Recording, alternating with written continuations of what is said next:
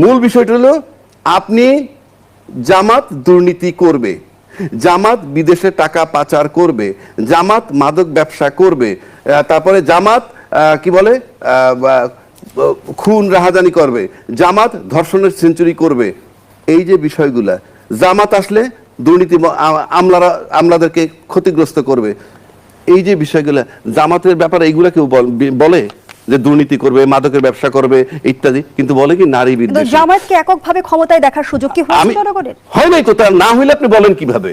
2 নম্বর, এটা বললে মানুষ আমাকে বলবে কি আমি জামাত করি, আমি আর্গুমেন্ট করতেছি।